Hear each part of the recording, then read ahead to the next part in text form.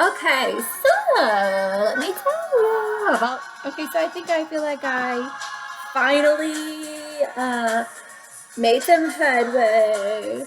I had a temporary setback in the middle of the night, and then ended on a good note. It's kind of like basically, you know what it looks like? A jungle gym. Okay, so basically, I like it better once. Okay, so I just don't want it to be flat. Okay, so I lost a dread a couple nights ago at work.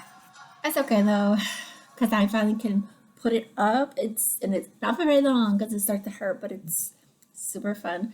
Okay, so let me tell you. So I finally, it's like I finally realized that stop being nice to people at work. Just fucking stop. So I did. It worked. It was awesome.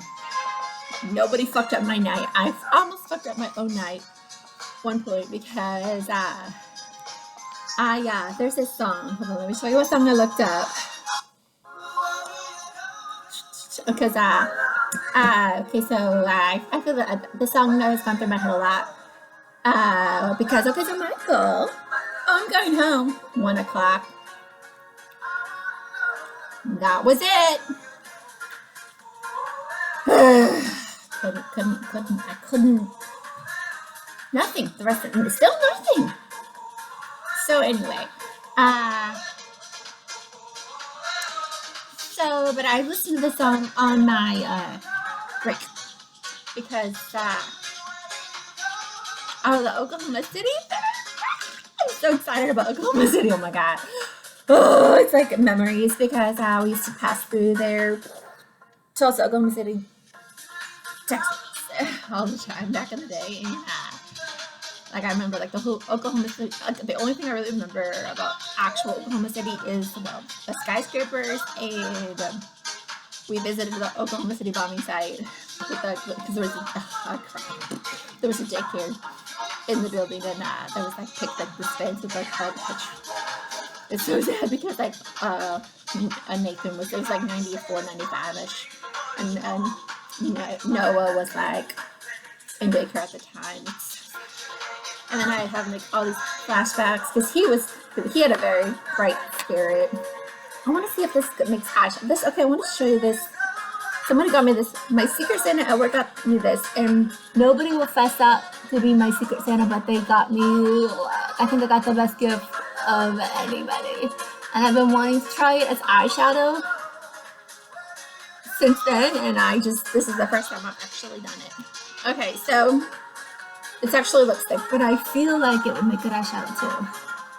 It's not long lasting, but I'm really completely fascinated with this lip gloss. I'll show you my glitter palette sometime. It's upstairs right now.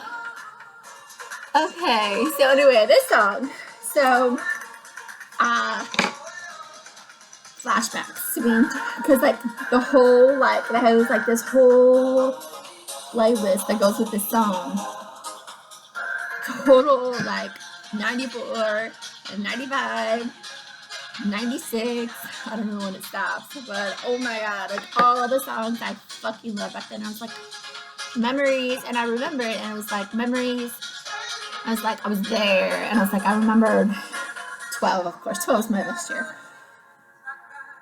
Revelation 12, just kidding. Okay, so anyway, 12 was my best year. 6th grade, Mr. Marlowe, Oak Ridge Elementary. What year was that? 90. Was it 94, 95? School year, I think so. But anyway, I just remember.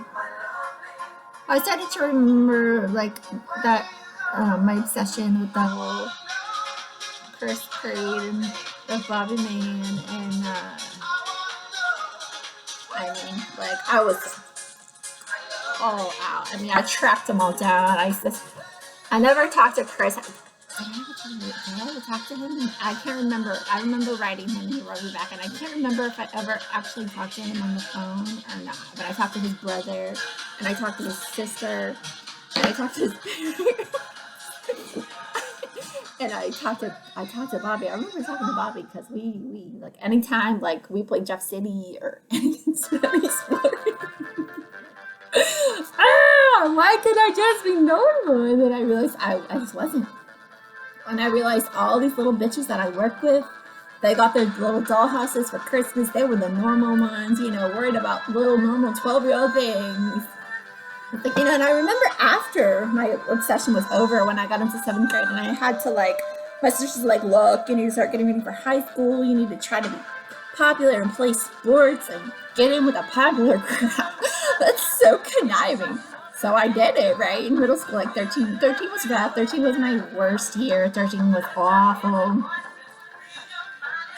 And then 14 was better. And that's when I started, my best, because, Erin was my best friend in 7th grade. And yeah, she's that little druggy friend. And then, she stopped doing drugs too, though. And then, let me think. And then Annie was my best friend in, 8th grade. And then Kirsten followed me around and wants to be friends with all my friends. But anyway, Kirsten and I actually kind of semi-grew up together. She was always a little selfish little bitch, even as a child. Didn't want to share. Just all these little princess toys and didn't want anybody to touch them. She was a little bitch, like a selfish little child. Anyway, and it's so weird because we talked about what we wanted in life, and I can't fucking remember what I said, but she was like, I just want to be successful. And I didn't get it then. It took me way till I was totally the opposite of successful to really understand what she said. I was probably a homeless bitch by probably 10 years ago when it finally hit me. I can't fucking remember what I wanted, and I can't remember. So far.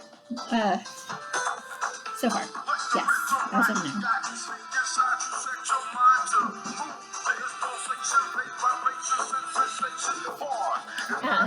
Let me think. I can't think. But anyway, so that sounds better. Okay, so I've never been one of those girls all my friends are guys. I'm only friends with guys. I've never ever been that bitch. Ever. But then, in retrospect, it probably would have made a lot more sense, but I think it was because I was so, phobic. I was still, phobic, about, sex and shit. I think that's probably why. Because, when I was, college and shit, there were guys that I remember talking to, and I think that they liked me, and I didn't like them, but I would talk to them, on a daily basis. And, I don't know. So I think I was so preoccupied with Danny Dyer, so I didn't see anything else. Let me think.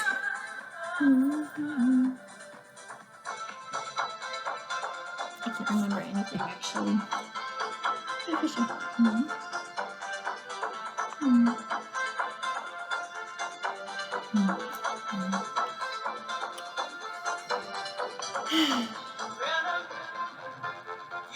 And then, let me think. I just realized that this, what I'm going through, is nothing new. It's just kind of the manifestation, the realization, just really just hit, just, I am a little bit different. I'm finally, I seem I don't know, I'm a little crazy, but I'm actually not crazy. I feel more normal than I've ever felt in my life. I feel more sane than I've ever felt in my life. Just because the whole crazy allegations, it's been so bad for so long. And anyway, and I was just thinking, I just felt free. I just, stopped. It's like insanity. You do the same shit over and over, and you think you're gonna have a different result. It doesn't really work that way. So, it's so itchy. Okay, so basically, see what I mean? It's so fun. I was looking forward to this. Okay, so I'll tell you, I was talking to a Christian piano teacher. He married a black girl, and he has a black daughter. He was talking about, we actually saw them at the YMCA, and she didn't tell him that I have my hair in dreadlocks. And I'm not sure why. But I didn't say anything about it. I didn't say anything. But, and basically, what I'm trying to say is, I'm trying to get this back here. I'm gonna try. Okay, so, I kept thinking, I was like, dude, there is more I can do with this. There's more I can do with this. Okay, so, back up. Okay, so, Christian piano. Wednesday. We switched our time to Wednesdays. Thursdays. I don't even know. Sometime at Wednesday or Thursday at 3:30. So I brought him. And so Cindy Ryan was talking to us. His family was gone, but he was talking about how he knows all about that because his wife has taught him everything about African American hair, which is cool because most people know. So that's really awesome. But I was just listening and everything, and trying to be like not chill. I mean, trying to be not chill, trying to be chill, not trying to be like over interested or anything like that in the conversation. But he kept talking about how there's not a lot of people that braid in this area, and if somebody good came to town, they can make a lot of money. So anyways, and then okay, so last night on Facebook, there was this girl, I think she's in Africa, and she has really long hair, and she does like art and shit with her hair. And I was like, I knew it! I knew there was more I could do with my hair. And she does like crazy like artistic sculptures and shit with her hair. It's really cool. But and then I also talked about this little black ladies teaching white moms who have black children how to do their hair. And I remember it's like I always wanted to look way back in the like I wanted to adopt babies from Haiti, and that's why I went to cosmetology school, because I wanted to be able to do the hair. And what am I thinking? Oh well, obviously I think you get my drift. And then quadrupled with, I was talking to she was Christian after. I remember I talked about him just in the video, and he's just like, woo, amazing. So he let me show you something. He drew a picture yesterday. My favorite song is Blessing, and I listen to it excessively.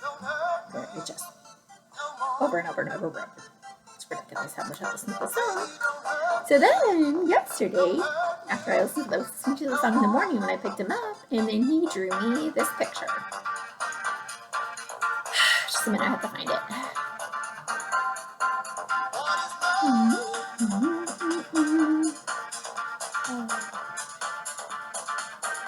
Just yesterday, I was all over Facebook, and last night, and actually it was a really good Facebook session. Like sometimes Facebook sucks. Anyway, it's our family tree. It's like Keil family, and you put Mark and Christian, and all the question marks are their children. I was like, oh no, you didn't. It's like generation to generation, because that's what the song's about. Hold on. There's a pen in my head. Oh. Okay. Anyway. And so I was writing, and then it was so crazy because, like, on the Shadera just had her first baby. Shadera was in my flight, my basic.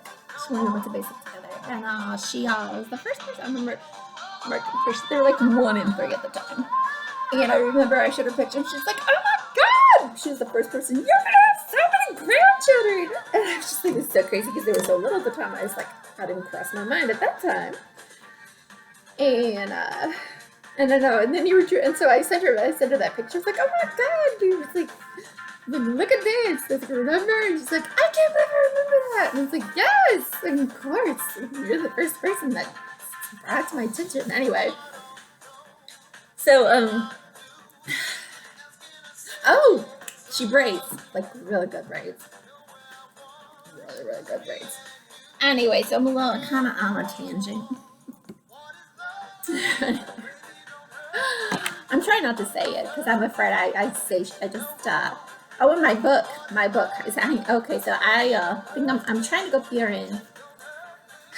I'm supposed to go March 1st, so I emailed her. She said in like 12 minutes. I programmed it to send to my manager at 8 o'clock this morning. Am I still going to be PRN March 1st? So we need to find out.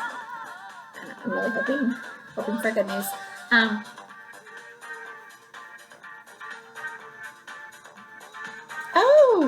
Oh, I thought of my book. My book. I'm still planning to write it, and now that I'm gonna try to work less, I'm still writing it. Instead of hindsight is 2020, my dad was like, say, is hindsight 2020? Because you go from, and I was like, oh my god, you just took me from like a dogma to pragma, and you also just bought me some time. Because now I was feeling really pressured to get it like done by fourth quarter of 2020, and saying it is hindsight 2020. I'm like, you just bought me like 3 to 6 months. Thank you. So otherwise, I would have abandoned pursuit when I didn't get it done by the end of 2020. Anyway, so now it's like in like situations and stuff. Like it's kind of like remember that whole "What would Jesus do?" Okay, this is like the new phrase. Is you like you ask yourself about every situation. Is hindsight 2020? Basically, like because like you look back in your life and you're like, I should have done this different. I wish I had done this if I had done this, etc., etc. But then, like in the present, if you can be like, okay, so all those times I look back at my life in retrospect and wish I'd done something different, apply it to your current situation. Are you going to look back on this situation and wish you had done something different? Like, are you too into what's going on, the heat of the moment or whatever, too close to see the big picture? Because if you could just remove yourself, be like, am I going to regret the action side? Taking, planning to take, have taken, etc., in the immediate that I can correct now to buy me some time. Later, trying to correct whatever I didn't see in the moment. So kind of like, I'll be right back.